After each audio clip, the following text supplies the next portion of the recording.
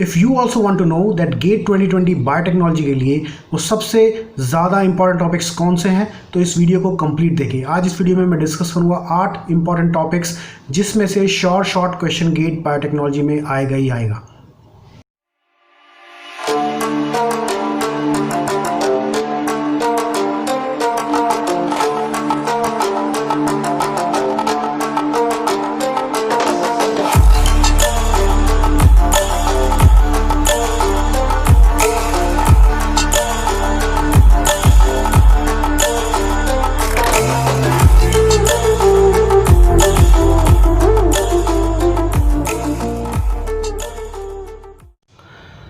Hello students, तो कैसे हैं आप लोग।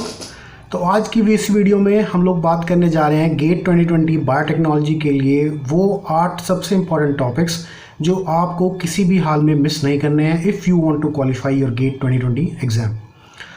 आज इस वीडियो में हम बात करेंगे कि वो 8 टॉपिक्स कौन से हैं और उस 8 टॉपिक्स में से किस तरह के सवाल आपके पास आएंगे, किस पैटर्न पे सवाल आएंगे और आपको वो सवाल को कैसे अटेम्प्ट करना है। तो चलिए वीडियो शुरू करते हैं। आगे बढ़ने से पहले एक छोटी सी request for all those viewers who are new to my channel, then please subscribe to my channel and if you like the content then do share it with your friends. एक छोटी सी इन्फॉर्मेशन और कि gate 2020 biotech के exam के लिए मेरी अपनी test series मैंने अपने चैनल पर लॉन्च कर दी है। उसका मैं लिंक ऊपर आई बटन में डाल दूंगा। तो जिन लोगों को भी वो प्रैक्टिस टेस्ट सीरीज़ या मॉक टेस्ट सीरीज़ परचेज़ करनी है वो मुझे उस वीडियो के थ्रू कांटेक्ट कर सकते हैं। मैंने उस वीडियो में सारी इन्फॉर्मेशन डाल रखी है। बाकी इस वीडियो में भी मैं नीचे डिस्क्रिप्शन बॉक्स में या वीडियो के नीचे भी पूरी इन्फॉर्मेशन डाल दूंगा कि how you can purchase that mock test series. Okay, then without further ado let's start.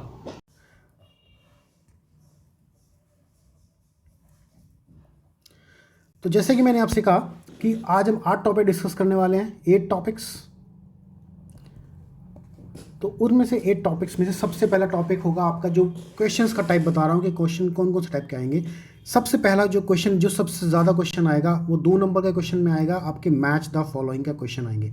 अब मैच द फॉलोइंग के सबसे ईजी क्वेश्चन होते हैं क्योंकि इसमें आपके पास 4 ऑप्शन होते हैं, 1 2 3 4। अगर इसमें से आपके पास 2 का आंसर नहीं भी पता है और 2 का पता है तो भी आपके पास प्रोबेबिलिटी है कि आप 70 to 80% ये क्वेश्चन सॉल्व कर सकते हैं। क्यों?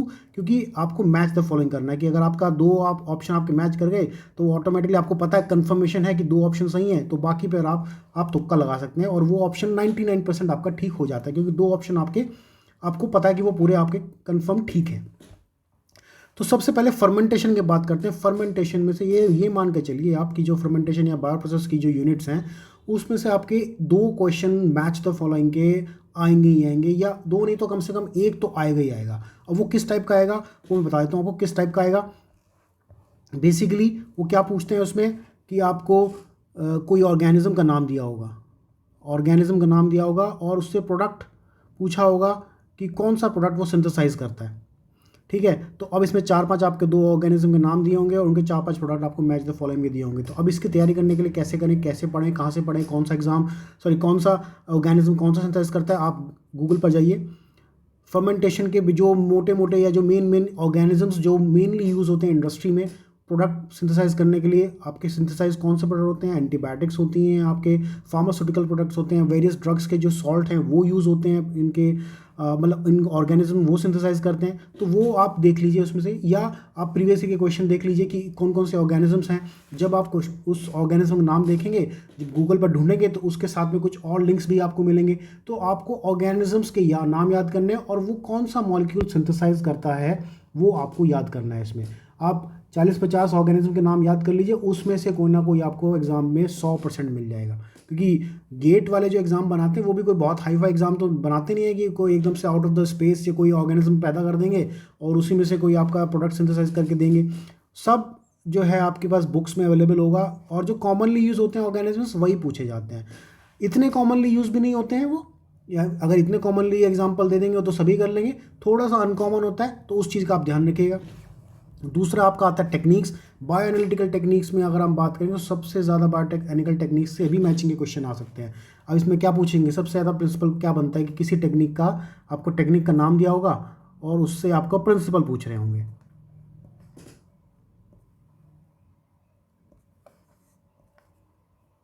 ये आपका प्रिंसिपल होगा और उसमें आपको टेक्निक का नाम दिया होगा, जैसे TEM है, SEM है, या आपका SDS पेज है, नेटिव पेज है। इसमें से आपको नेटिव पेज, अब इसमें आपको उन्होंने एग्जाम इसके प्रिंसिपल दिए होंगे, SDS पेज, नेटिव पेज, इन सब का प्रिंसिपल आपको मैच द फॉलोइंग करना होगा। तो आप जितनी भी टेक्निक्स है, मैं एक टेक्निक्स की वीडियो बनाऊंगा कि इसमें सारी टेक्निक्स डिस्कस करूंगा, वो आप उस वीडियो को भी क्लिक कर देख सकते हैं। बाकी आपके पास सारे नोट्स, अब तक आपके सारे नोट्स तैयार होंगे। जो लोग गेट की प्रिपरेशन कर रहे हैं, सबको नॉर्मली पता ही होता है कि जो बेसिक टेक्निक्स यूज़ होती हैं वो कौन कौन से, उनका क्या क्या प्रिंसिपल है या उनका कौन सा एग्जाम्पल है। अब इसमें से ये हो सकता है कि कोई 2 टेक्निक ऐसी आ जाए जिनका आपने नाम ना सुना हो, या जो कॉमनली यूटिलाइज ना होती हो, आपकी लैब में हो, या आपने उनका नाम ही नहीं सुना हो। जैसे कॉमन एक अनकॉमन सी टेक्निक है फिश। बहुत से लोग पढ़ते हैं, फ़िश को ही पढ़ते हैं, जो गेट के लिए तैयारी करते हैं फ़िश भी पढ़ते हैं, लेकिन एक नॉर्मल एक एवरेज इंडिविजुअल फ़िश के बारे में उसने सुना नहीं होता। तो एक मैं जस्ट एन एग्जांपल बता रहा हूँ कि हो सकता है बहुत सारे लोगों ने सुना भी हो। फ़िश का नाम है, तो फ़िश के बारे में थोड़ी सी अनकॉमन टेक्निक्स के प्रिंसिपल भी देख लीजिए, लेकिन आपका जो बेसिक, जो आपकी जो कॉमन टेक्निक्स है, उनका तो आपको प्रिंसिपल सारा पता ही होना चाहिए।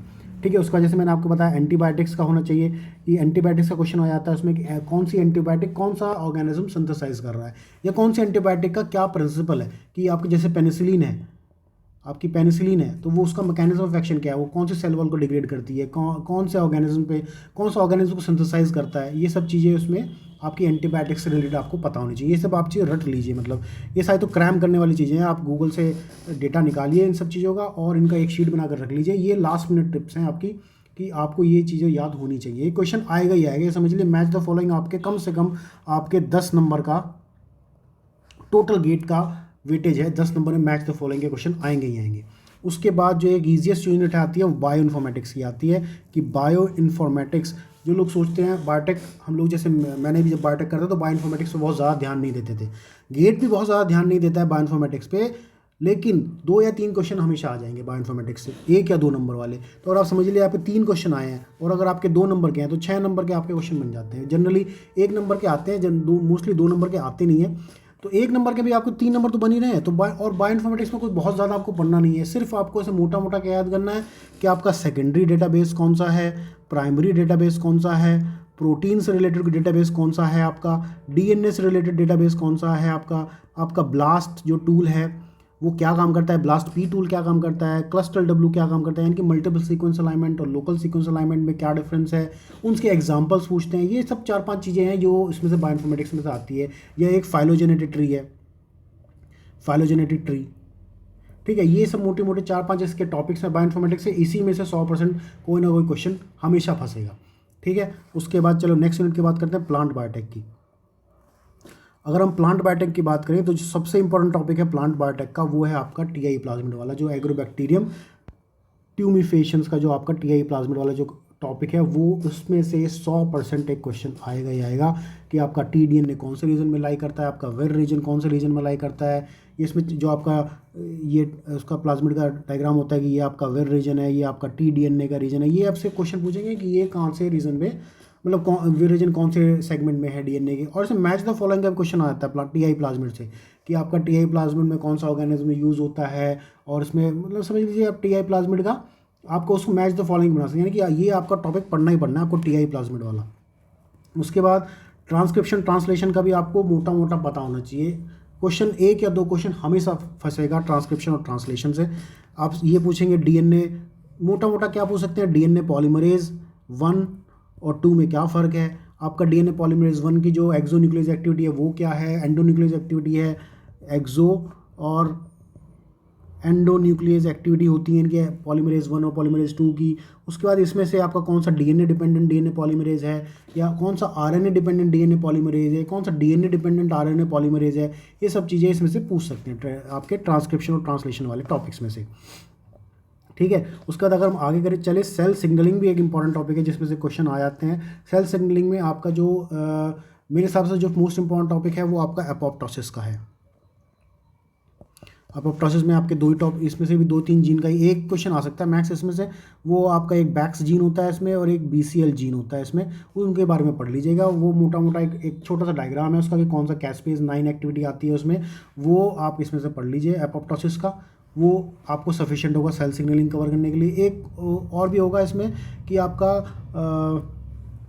नहीं बस यही ठीक है, इसमें से ये पढ़ लीजिए आप, ठीक है। उसके बाद इम्यूनोलॉजी की तरफ आते हैं। इम्यूनोलॉजी भी आपका एक बहुत इंपॉर्टेंट यूनिट है, इसको तो आप बिल्कुल भी स्किप नहीं कर सकते। इसमें से आपके 4 या 5 क्वेश्चन 2-2 नंबर वाले बनेंगे ही बनेंगे। अब इसमें से आता कौन कौन से क्वेश्चन है, एक आता है आपका एंटीबॉडीज रिलेटेड, आपका कोई भी क्वेश्चन आएगा, ठीक है। एंटीबॉडीज़ से रिलेटेड कोई भी क्वेश्चन आएगा, जैसे ईडीओ टाइप का आ गया आपका, ईडियो टाइप, आइसो टाइप का क्वेश्चन आ गया आपका। उसके बाद आपका एलाइजा से रिलेटेड कोई क्वेश्चन आ गया, एप्लीकेशन बेस्ड किया, जैसे आपका HIV वायरस है उसके लिए कौन से टेस्टिंग यूज़ करते हैं। उसके बाद आपके जो TCR हैं या जो आपके CD4 मार्कर्स हैं, CD8 मार्कर्स हैं, वो पूछ सकते हैं आप ये किसके साथ बाइंड करते हैं, MSC2 के साथ बाइंड करते हैं या MSC1 के साथ बाइंड करते हैं। उसके बाद एडिशनल कोर रिसेप्टर्स कौन से हैं TCR बाइंडिंग के लिए, जो CD28 रिसेप्टर्स हैं वो। और उसके बाद बी सेल्स की मैचुरेशन कहाँ होती है, या टी सेल की मैचुरेशन कहाँ होती है, उनमें क्या डिफरेंसेस है, ये सब इम्यूनोलॉजी से आ सकता है आपका। उसमें से आप पूछ सकते हैं कि एंटीबॉडी से कौन सा क्वेश्चन आता है कि कौन से एंटीबॉडी आपकी प्लेसेंटा क्रॉस कर जाती है, ये जो कौन सी एंटीबॉडी है जो सबसे पहले आपकी किसी भी इन्फेक्शन को से फाइट करने के लिए आपके ब्लड में प्रेजेंट होती है, या उसकी प्रोसेस क्या है, सबसे पहले कौन से सेल्स एक्टिवेट होते हैं, जैसे कोई फॉरेन पैथोजन आता है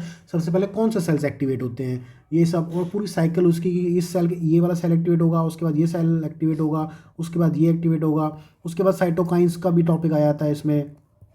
तो ये टॉपिक तो ये इसमें मोटे मोटे इंपॉर्टेंट टॉपिक्स हैं इम्यूनोलॉजी के। बट इम्यूनोलॉजी के तो आपको पूरी पढ़नी है, इसमें आप मैं कोई स्पेसिफिक टॉपिक नहीं बता सकता आपको कि ये टॉपिक पढ़ लीजिए, ये टॉपिक से आपका काम हो जाएगा। इम्यूनोलॉजी तो आपको पूरी ही कवर करनी पड़ेगी। उसके बाद नेक्स्ट टॉपिक आता है आपका ये 4-5 साइकिल्स जो हैं आपकी, TCA, ग्लाइकोलाइसिस, C3, C4 और कैम्प प्लांट्स की जो साइकिल्स हैं ये आती हैं आपकी। इसमें से कोई ना कोई क्वेश्चन हमेशा फंसेगा आपके पास कि ग्लाइकोलाइसिस में कितने ATP बनते हैं, अगर एनारोबिक कंडीशंस हैं तो कितने ATP बनेंगे, एरोबिक कंडीशंस हैं तो कितने ATP बनेंगे। उसके बाद एक बोर इफेक्ट का कॉन्सेप्ट आता है इसमें, बोर इफेक्ट का कॉन्सेप्ट आया था, वो एक बार पढ़ लेना आपको। TCA साइकिल में भी आपका कि एंजाइम पूछ लेते हैं कि कौन सा एंजाइम का कौन सा इनहिबिटर है, जैसे आपके ग्लाइकोलाइसिस में ग्लूकोज 6 फॉस्फेट है, ग्लूकोज 6 फॉस्फेट से आपका ग्लूकोज 1,6 बिस फॉस्फेट बनता है, इसमें आपको आइसोमरेज एंजाइम लगता है, तो इसका आइसोमरेज हो सकता है कोई इसका इनहिबिटर हो कोई एंजाइम का, तो वो इनहिबिटर्स आपको याद कर लेने, यानी कि इनका पूरा रेगुलेशन पढ़ना है आपको, पूरी ये 4-5 साइकिल्स का पूरा रेगुलेशन कि आपका कौन सा, एक तो फॉरवर्ड डायरेक्शन में हो गया कि आपका 1 से स्टार्टिंग से शुरू होकर एंड प्रोडक्ट तक जा रहा है। उसके बाद इसी का रेगुलेशन कि कौन सा एंजाइम वो कौन सा प्रोडक्ट इनहिबिट करता है, फीडबैक रेगुलेशन होता है ना इसमें, तो वो कौन सा प्रोडक्ट आपको कौन सा एंजाइम को इनहिबिट करता है, ये आपको देख लेना है। ये भी आपका इसमें 90% इसमें से 1 या 2 क्वेश्चन हमेशा फंसेंगे। उसके बाद सबसे इंपॉर्टेंट यूनिट आती है आपकी बायोप्रोसेस के न्यूमेरिकल्स की। बायोप्रोसेस के न्यूमेरिकल्स की प्रैक्टिस कर लीजिए, अभी भी आपके पास बहुत टाइम है, 20-25 दिन है। सिर्फ डायरेक्ट फॉर्मूला बेस्ड क्वेश्चन आएंगे आपके पास, ये बात तो तय है। उसमें कोई आपको भाई इधर कोई तिगड़मबाजी वाला सवाल नहीं आएगा कि ये चीज़ है तो वो हो जाएगी, सिर्फ डायरेक्ट फॉर्मूला बेस्ड क्वेश्चन आएंगे बायोप्रोसेस के। ये आपकी पिछले साल के क्वेश्चन पेपर उठा कर देख लीजिए, डायरेक्ट फॉर्मूला बेस्ड क्वेश्चन आते हैं। अब बायोप्रोसेस के न्यूमेरिकल्स करने का मेथड क्या है, सिर्फ आप फॉर्मूले रट लीजिए सारे, मेरे ख्याल से 20 या 15-16 फॉर्मूले हैं आपको, वो रटे होने चाहिए फॉर्मूलेज़ की, क्योंकि फॉर्मूलेज़ काफ़ी लंबे लंबे होते हैं कि आपका बैच कल्चर है और उसमें अगर आप सेल के रेस्पेक्ट में निकाल रहे हैं तो उसका अलग फॉर्मूला है, और आप एंजाइम के रेस्पेक्ट में निकाल रहे हैं तो उसका अलग फॉर्मूला है। तो वो सारे फॉर्मूलेज़ आप रट लीजिए, 100% रट लीजिए, उसमें से कोई ना कोई आपका न्यूमेरिकल लगेगा। बाकी ये वीडियो तो मैं यही ख़त्म करना चाहूँगा कि यही वो 8 इंपॉर्टेंट टॉपिक्स है जो मैं आज डिस्कस करना चाहता था, ठीक है। Okay, thank you.